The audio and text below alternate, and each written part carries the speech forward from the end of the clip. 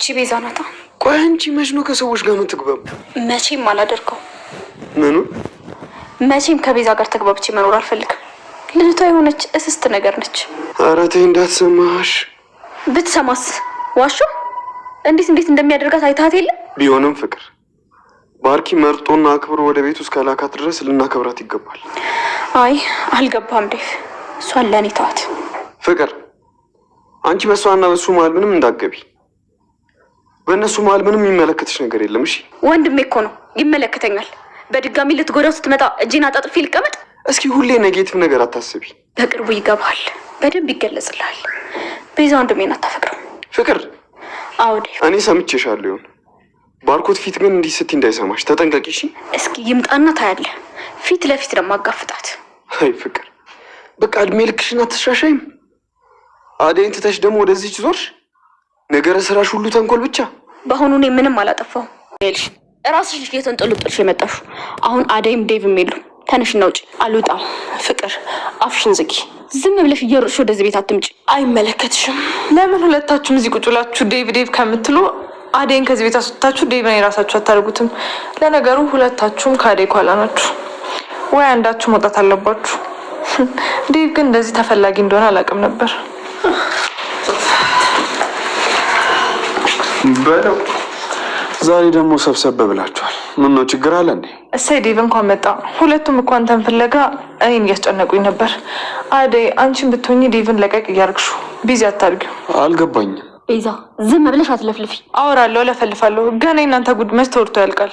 ቤዛ ምን እያልሽ ነው? አደይ ባልሽን ጠበቅ አርገሻዡ። ሁለቱም ቁጭ ብለው ያንቺን ባል ነው የሚጠብቁት። አንቺ ቆይ ምን እያልሽ ነው? ፍላጎታቸውን ነው እንግዲህ ተናገርኩት። ዴቭ አንተም ታረዳቸው።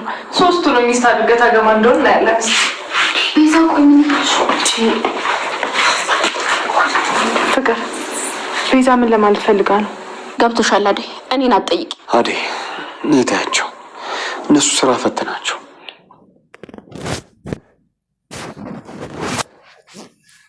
ቤዛ ያመጣችው ሀሳብ ግን ጥሩ ሳይሆን አይቀርም። እንዴት? ይኸውልሽ ተባብረን አደይን ከዴቭ ጋር መለየት አለብን። እሺ ከዛስ በኋላ? ፍቅር ምን ከዛስ አለው? ቆይ አንቺ ዴቭን ታፈቅሪዋለሽ እንዴ? እኔ በጭራሽ።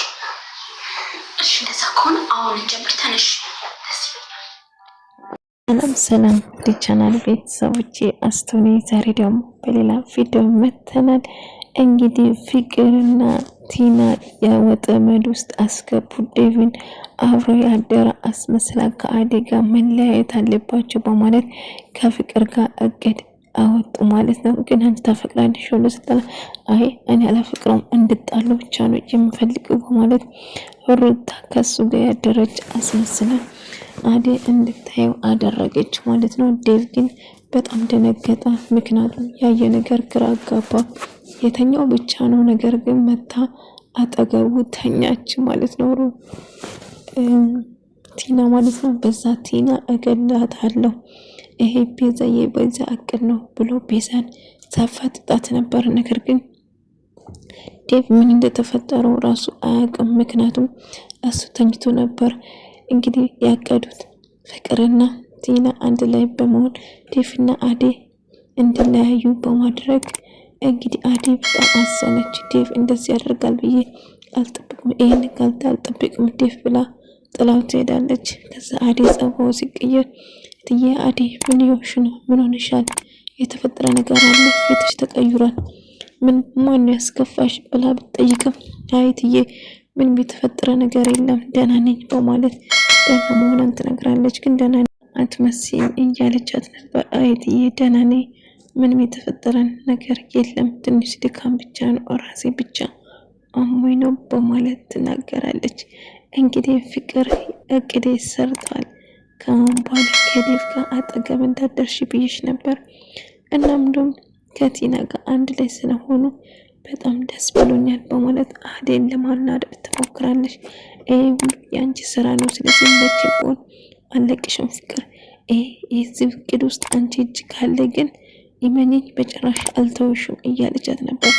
ቲናን ያሳመነቻት ወይም ደግሞ አብራ እንድትተኛ ያደረገችው ፍቅር እንደሆነ አደይ ደርስበታለች።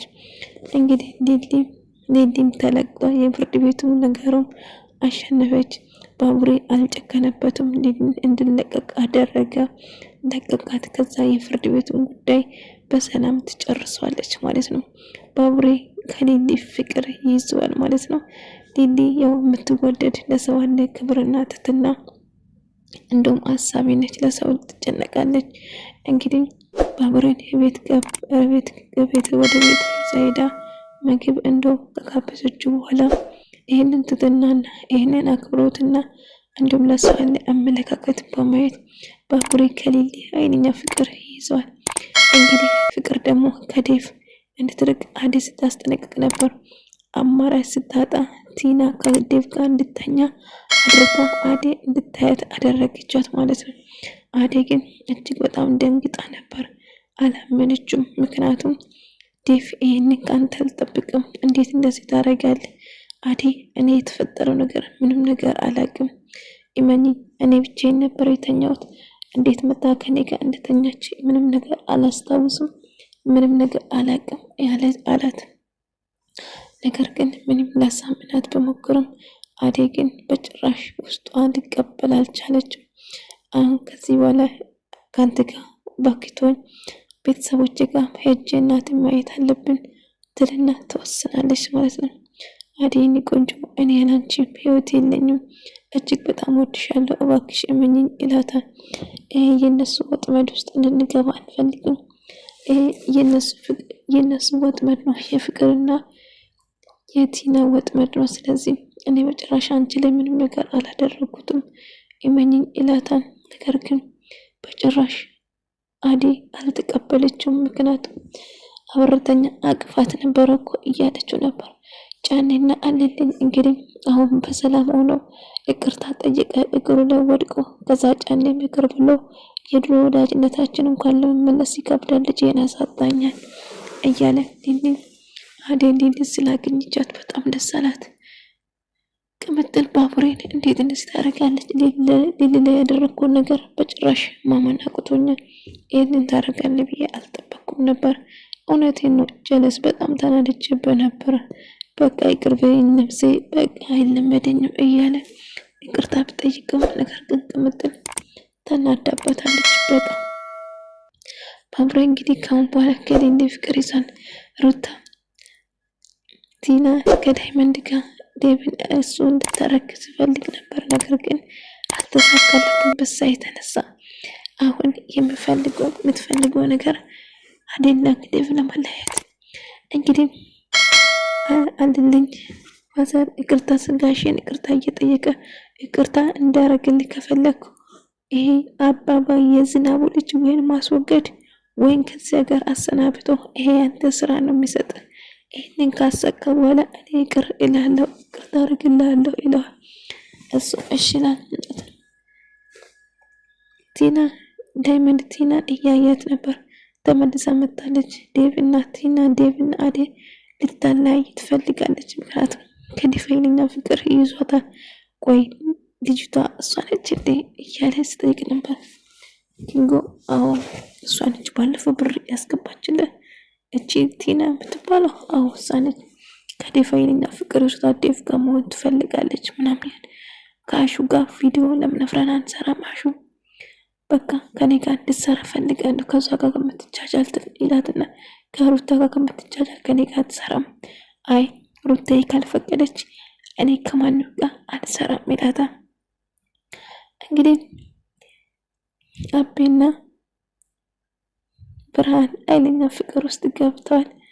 እየተጫወቱ እያለ አለልኝ ይመጣና ጫኔ ያስደነግጣቸዋል። ጫኔ ብርሃንን ይፈልጋታል። ይሄ ክረፋ ሽማግሌ ሮማን እየተጫወተ ሰው አሁን ደግሞ ብርሃንን ይፈልጋል። ይሄ ክፉ ይሄን ፍቅር ነበረ መዳር ፍቅር ነበረ እሱ ጋር ወስዶ መዳር የምር። ከዛ ልክ አስገባት ልክ ይሰራለታል። በዛ ዱላ ቅልጥም ብላት ማለት ነው።